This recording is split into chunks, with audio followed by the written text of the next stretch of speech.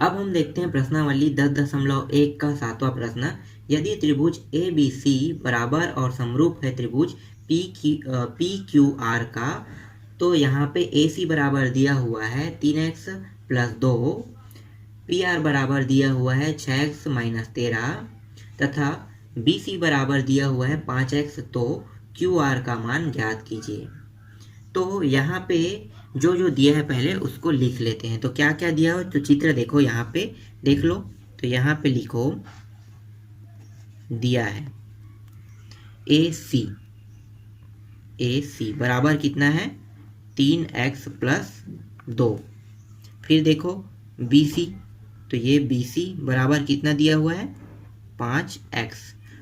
और देखो P R, तो यहाँ पे पी आर लिखो। पी आर बराबर कितना दिया हुआ है, पी आर बराबर दिया है 6x माइनस 13। और हमें ज्ञात क्या करना है, हमें ज्ञात करना है क्यू आर का मान। ठीक, तो ये सब जो मान आपको दिखाई दे रहा है ये मान दिया हुआ है। तो यहाँ पे देखो त्रिभुज दिया हुआ है ए बी सी, एक त्रिभुज है, और एक है पी क्यू आर दूसरा त्रिभुज है। तो दोनों त्रिभुज एक दूसरे के क्या है, समरूप और बराबर है। तो यहाँ पे लिखो त्रिभुज ए बी सी बराबर और समरूप है कौन से त्रिभुज के, पी क्यू आर के, त्रिभुज पी क्यू आर। तो यहाँ पे ए सी देखो, ए सी भुजा यहाँ पे देखो, ऐसे ही भुजा कहाँ पे है दूसरे त्रिभुज में देखो तो पी आर है। तो ए सी बराबर है किसके, पी आर के। तो लिखो ए बी सी त्रिभुज में ए सी भुजा और पी क्यू आर त्रिभुज में पी आर भुजा। तो ए सी का मान कितना है, यहाँ पे देखो ए सी का मान रख देते हैं। तो ए सी का मान है 3x प्लस 2 और पी आर का मान कितना है 6x माइनस 13। अब यहाँ पे देखो जिसके साथ x का गुणा है उसको एक पक्ष में ले लेते हैं। अब जो संख्या अकेला है उसको संख्या के साथ ले लेते हैं। तो देखो ये x इसके साथ गुणा है, इसके साथ भी x वाला है, तो इसको एक पक्ष में ले लेते हैं। और देखो ये 2 संख्या है, ये भी 13 संख्या है, तो इसको एक पक्ष में ला लेते हैं। तो पक्षांतर करने पर यहाँ पे लिखो पक्षांतर करने पर, पक्षांतर कर दो तो ये वाला जो 3x है उस पर चला जाएगा और इस पार से माइनस 13 इस पर आ जाएगा।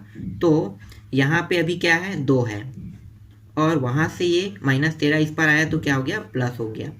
और यहाँ पे क्या है दूसरे साइड में 6x है और ये 3x उस पार गया तो प्लस में था, तो क्या हो गया माइनस 3x बन गया। अब इसको आगे हल कर लो। तो ये जुड़ के कितना हो गया, ये हो गया 15 और ये आ गया 3x। अब यहाँ पे क्या कर सकते हैं, तो यहाँ पे देखो 3x का गुणा है मतलब तिर्यक गुणा होगा। तो यहाँ पे लिखो तिर्यक गुणा करने पर, तिर्यक गुणा कर दो तो ये हो जाएगा 15 और 3 तिर्यक गुणा होके कहाँ पे आ जाएगा, इसके नीचे में। और यहाँ पे आ गया x, काट दो 3 एकम 3 पंचे, तो x बराबर कितना प्राप्त हुआ इसको हम देख लेते हैं बगल पे।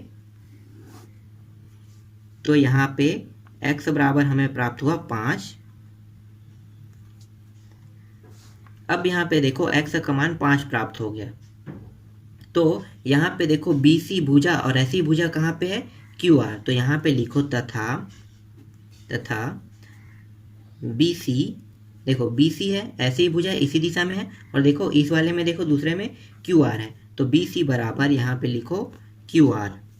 अब यहाँ पे मान रख देते हैं। BC का मान कितना है 5x है और QR का मान दिया है क्या, नहीं, उसका मान ज्ञात करना है। तो इसको जैसा है वैसा ही रख दो। x का मान हमें कितना प्राप्त हुआ था, देखो यहाँ से x का मान, तो x का मान प्राप्त हुआ था 5, तो लिख दो 5। तो 5 इसका मान है और x का मान 5, तो 5 गुणित 5, तो ये हो गया QR। अब ये QR 5 गुणित 5 को हल कर लो तो कितना हो गया, ये 25। तो QR का मान कितना प्राप्त हुआ 25, यही हमें ज्ञात करना था। ठीक, ज्ञात हो गया। तो इस प्रकार से ये इसका आंसर हुआ। इसके बाद हम देखते हैं प्रश्न क्रमांक 8वां को। प्रश्न 8वां है, चित्र में दिए गए बिंदुओं की सहायता से कथनों को कारण सहित समझाते हुए ए बी के बीच की दूरी ज्ञात कीजिए। हमें क्या करना है, देखो ये जो चित्र दिखाई दे रहा है इसको समझाते हुए हमें इस ए बी के मान को भी निकालना है। तो कैसे कैसे क्या क्या हुआ उसको हमें लिखते जाना है। तो आपको ये चित्र दिखाई दे रहा है, ठीक है। इस चित्र में देखो, इस चित्र में कितने त्रिभुज हैं, 2 त्रिभुज। कौन कौन से त्रिभुज है, तो एक त्रिभुज है ए ओ बी और दूसरा त्रिभुज है सी ओ डी। तो यहाँ पे लिख लेते हैं दोनों त्रिभुजों को। तो पहला जो त्रिभुज है उसको पहले लिख लेते हैं। तो यहाँ पे त्रिभुज ए ओ बी और दूसरा त्रिभुज क्या है, दूसरा त्रिभुज है डी ओ सी में देखते हैं। तो यहाँ पे अब आपको देखना है, देखो ये एक रेखा है, ठीक है, ये एक रेखा है, हम समझा रहे हैं इसमें, ये एक रेखा है। इस रेखा में देखो O और A की दूरी कितना है, 180 और O से D की दूरी कितना है, 180। तो ये दोनों अलग अलग त्रिभुज है ना, अलग अलग त्रिभुज में अलग अलग रेखा का मान है। तो इस वाले त्रिभुज में देखो, मतलब ये AOB में क्या है, OA है। तो यहाँ पे लिखो OA बराबर है, और दूसरे में देखो त्रिभुज DOC में देखो, DOC में क्या है, OD है। तो यहाँ पे लिखो OD, दोनों अलग अलग हैं तो दोनों को अलग अलग लिख लेते हैं। अब यहाँ पे लिखो प्रत्येक का मान कितना होगा, प्रत्येक का मान है 180 मीटर, ठीक है। जितना OA का मान होगा उतना ही OD का मान है, मतलब OA 180 और OD भी 180 होगा। उसके बाद यहाँ पे देखो इन्हीं त्रिभुजों में फिर पहले वाले त्रिभुज में देखते हैं। तो AOB, ठीक है, AOB कोण बन रहा है, यहाँ पे कोण बना है, तो इस कोण को लिखो AOB। दूसरे वाले में देखो सेम ऐसा ही कोण कहाँ से बन रहा है, तो DOC बन रहा है, तो कोण DOC। इसमें कोई नियम लगा हुआ है, तो इसमें लगा है शीर्षाभिमुख नियम। देखो ओपन मुंह वाला है, तो ओपन मुंह वाला है तो इसमें शीर्षाभिमुख नियम लगता है। यहाँ पे लिखो शीर्षाभिमुख कोण नियम लगा हुआ है। तो ये हो गया, शीर्षाभिमुख कोण भी आ गया, ठीक है। जो जो हो रहा है उसी को मैं यहाँ पे लिखते जा रहा हूँ।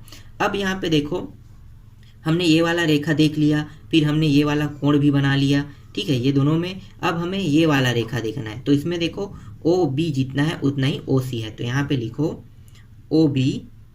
OB ये वाला त्रिभुज का है, तो देखो इसी त्रिभुज की लाइन में मैं लिखते जा रहा हूँ, ये वाला इस त्रिभुज के में, और ये है OC, तो ये आ गया OC। ये इसका कितना है मान, तो प्रत्येक का मान है 210 मीटर। तो ये भी हो गया। अब हमें दोनों त्रिभुजों में कंपेयर करना है, मतलब तुलना। तो देखो दोनों त्रिभुज क्या है, दोनों त्रिभुज समान है, एक जैसे है। तो कैसे लिख सकते हैं इसको, तो इसको लिख सकते हैं त्रिभुज ABC बराबर और समरूप है त्रिभुज DOC के।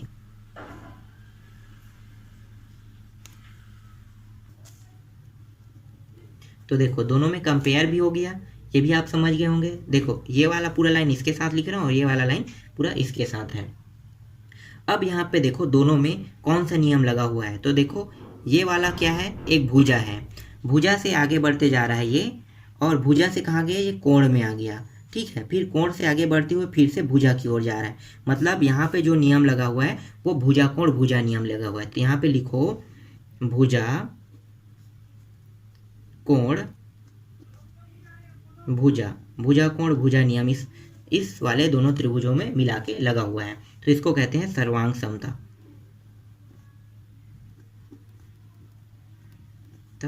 नियम। तो ये कौन सा नियम है, भुजा कोण भुजा सर्वांग समता नियम है। भुजा को किससे दर्शाते हैं, भुजा को दर्शाते हैं S से, कोण को A से और भुजा को फिर S से, तो ऐसे S नियम भी कहते हैं इसे इंग्लिश में। फिर अब हमें क्या करना है, अब हमें देखना है जिस भुजा का मान ज्ञात करना है उस भुजा को देख लेते हैं। तो देखो हमें AB भुजा का मान ज्ञात करना है, हमने सभी पॉइंटों को ले लिया, ठीक है। यहाँ पे हमने एक भी पॉइंट नहीं छोड़ा है, सबके सब पॉइंट को हमने ले लिया है। अब जो छूटा है लास्ट पॉइंट वो क्या है, AB पॉइंट है, तो AB को ले लो। तो ये इस त्रिभुज के लाइन में लेते हैं, तो ये AB जितना होगा उतना ही कितना हो, कौन सा होगा, दूसरे त्रिभुज का CD होगा। तो ये दूसरे त्रिभुज का CD हो गया। AB का मान दिया है क्या, नहीं दिया है, हमें AB का मान ज्ञात करना है। तो ए बी को वैसे ही रखो और सी डी का मान दिया है, सी डी का मान कितना दिया 160। तो ये आ गया ए बी बराबर कितना आ गया 160 मीटर। तो ये क्या है, ये है आंसर। ठीक, समझ में आया। इस तरह से प्रश्न क्रमांक 8 का आंसर भी आ गया। इसके बाद जो बाकी जो प्रश्न है उसको हम लोग अगले पार्ट में देखेंगे।